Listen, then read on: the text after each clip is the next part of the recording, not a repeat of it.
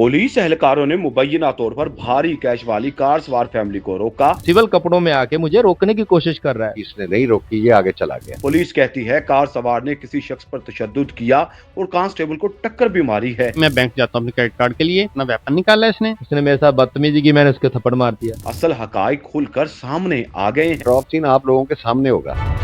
इजाज़ साहब बताइएगा, ये वकूआ, ये वाकया कैसे पेश आया, क्या वजूहात थी इसके पीछे, क्या मुहर्रकात थे? सर ये ऐसे वाक़या पेश आया कि आज से 10-15 दिन पहले मेरे पास शोरूम पे आया लड़का। वो आके गाड़ियाँ खोल के चेक करने लगा। ठीक है, मैंने कहा भाई गाड़ियाँ ऐसे नहीं खोलते, मेहरबानी बंद कर दे, अंदर बंदे बैठे हुए उनको आके पूछ फिर तेन गड्डी।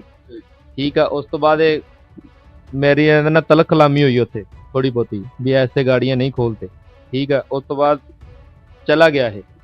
ठीक है, उस तो बाद मैं जिधर नूं जाना इन्हें मेरे पीछे पीछे रहना। मैनू बंदे ने कहा यार ये बंदा ठीक नहीं हैगा, तेनू ना पेमेंट हुंदी तेरे कोले, तेरे को पेमेंट ना कोई वादा घाटा ना करा दे। कारोबार क्या है, कितनी पेमेंट आप हैवी पेमेंट लेके आते जाते रहे हैं? मेरा शोरूम है गाड़ियों का, फुहारा चौक ताजवर मॉडल। मेरे पास जब मैं सुबह घर से आता हूँ या मुझे कोई पेमेंट देता है, मैं वो बैंक में, मेरा काम होता है सबसे पहले बैंक में जमा कराना।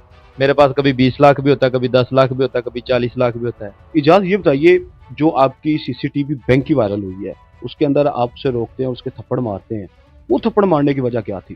सर यही वजह थी, मैं बैंक में ये अंदर जब बैठा होता है मैं ऐसे फिर पूछता हूँ भाई तुम आज फिर मेरे पीछे पीछे हो, तुम्हें खैर है? ये मुझे देख के उठ के जाने लगता है, वीडियो में देख सकते हैं आप। मैंने कहा भाई किधर जा रहे हो, इधर बात सुनो मेरी। ये मुझे देख के घबरा जाता है। मैंने कहा भाई तुम्हें क्या मसला है, तुम मेरे पीछा क्यों कर रहे हो? उसने मुझसे आगे से बदतमीजी की तो मैंने उसके थप्पड़ मारा।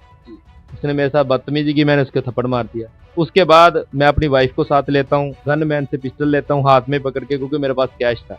मैं वैसे ही गाड़ी में बैठ के मैं वापस चला जाता हूँ। ये पीछे से लड़के को कॉल करता है कि भाई बंदे आ रहे हैं, इनको रोको, इसके पास कैश है। इसने इसी नीयत से उनको बताया था कि इसके पास कैश है, लेकिन जब वो मुझे गाड़ी रोकने में नाकाम रहते हैं, ये सिविल कपड़ों में आता है, ये मुहर्रर है थाने में, मुहर्रर की ड्यूटी होती है थाने के अंदर। ये नहीं होती कि बाहर गाड़ियों को रोको, और ये सिविल कपड़ों में आके मुझे रोकने की कोशिश कर रहा है। साथ इसके ये नहीं मुझे पता वो कौन थे लोग नहीं थे, वो भी सिविल कपड़ों में थे। तो मैंने उधर से गाड़ी भगा ली, इसने मुझे गाड़ी के ऊपर धप्पे मारे हैं। ठीक है, उसने मुझे पिस्टल भी दिखाया है। मैंने कहा ये लूटने वाले कोई गैंगवार लोग ना हो, कोई डकैत ना हो, मेरे पास इतना कैश है। मैंने उधर से गाड़ी भगा के, साथ ही मेरा फुहारा चौक में शोरूम है, मैं शोरूम पे आ गया हूँ। मसलन मैं अगर उधर रुक जाता तो उन्होंने मुझे ट्रैप कर लेना था।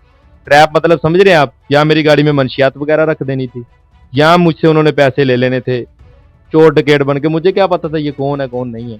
उसके बाद जब ये सारा मसला बना, मैंने वीडियो अपलोड कर दी, वीडियो फौरन सोशल मीडिया पे वायरल होगी। उसके बाद इन्होंने ये प्रोपेगेंडा बनाया कि इसके पास असला था, हमें कॉल आई 15 पे, और इसको मुझे रास्ते में रोकने। देखिए, इतना मामला हो गया, आपकी दुकान के बाहर है, आप वहाँ पर मौजूद थे, आपको चाहिए था वहाँ पर कोई कानूनी रास्ता लेते, कोई 15 करते, पुलिस की मदद लेते। सर मैंने फौरन 15 पे कॉल की है, बैंक से निकलते वक्त नहीं की। जब इन्होंने रास्ते में मेरी गाड़ी रोकने की कोशिश की, मैंने 15 पे फौरन कॉल की है, लेकिन तब मेरे से इतनी बात नहीं हो सकी। उन्होंने कहा ठीक है हम मदद भेज रहे हैं। गाड़ी स्पीड में थी ना, मुझे नहीं कुछ समझ आया, मैं शोरूम पे पहुंच गया। मैंने फिर 15 पे कॉल की है।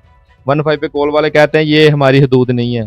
फिर वो दूसरा एक और उन्होंने ट्रांसफर की, वो कहता है मेरी हदूद नहीं है। तीसरे को की, उन्होंने कहा मेरी हदूद है, मैं आता हूँ। फिर 1 घंटा गुजर के कोई बंदा नहीं आया, मैंने फिर 15 पे कॉल की। फिर मेरे वाले साहब ने 2 दफा 15 पे कॉल की, हमारी वो देखी जा सकती है 15 पे कॉल भी हमने कॉल की है। मैंने जब पुलिस ऑफिशियल से बात की तो उनका कहना ये था कि मैंने दोनों पार्टियों को बुलाया है, वो आके बैठे, मैं इंक्वायरी लगवाऊंगा, उसके बाद मौक़िफ़ देने के काबिल हूँगा।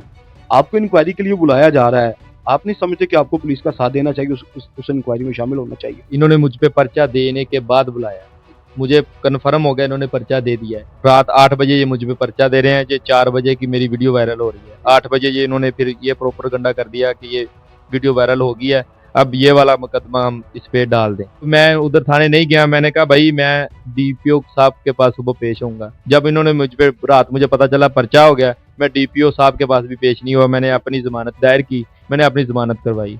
ठीक है, उसके बाद मैंने एसएचओ साहब को उसी रात, ये मेरे पास दरखास्त लिखी हुई है, मैंने दरखास्त देने के लिए अपने वाला साहब को भेजा।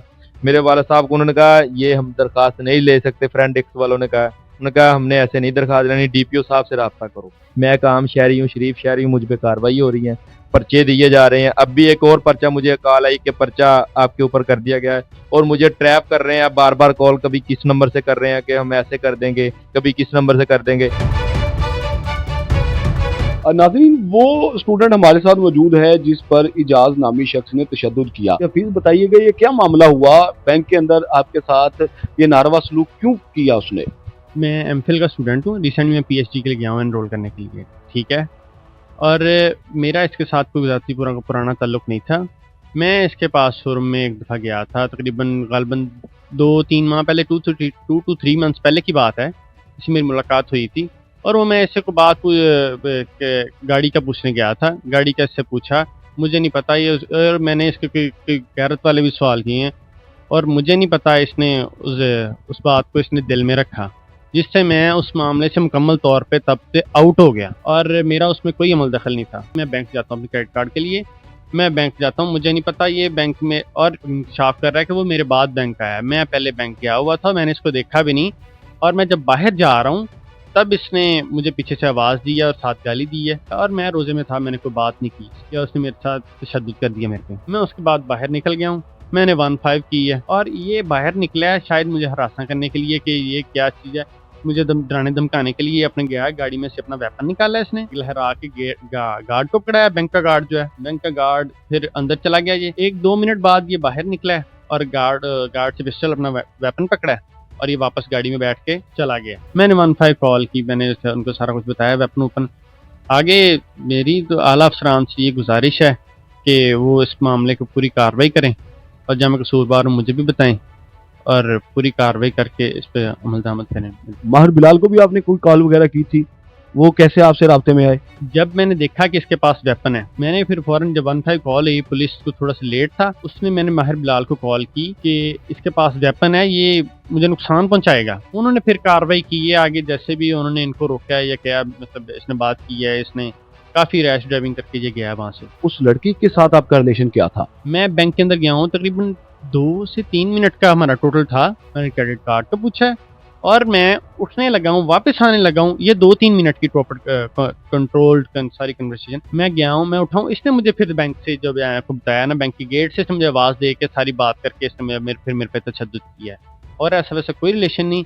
एक इल्ज़ाम आप पर उसने बड़ा संगीन लगाया है कि आप 15 दिन से उसकी रैकी कर रहे थे, उसकी गाड़ी के पीछे पीछे थे, गैंग बनाया हुआ, उससे पैसा छीनना चाहते थे आप। अगर ये उसका ये इल्ज़ाम है तो वो निकाले रिकॉर्ड्स, और जहां वो गया अगर मैं वहां किसी एक जगह भी पास हूं तो मेरे ऊपर पूरी कार्रवाई होनी चाहिए, और अगर उसने ये इल्ज़ाम लगाया तो वो भी इस चीज़ को साबित करे।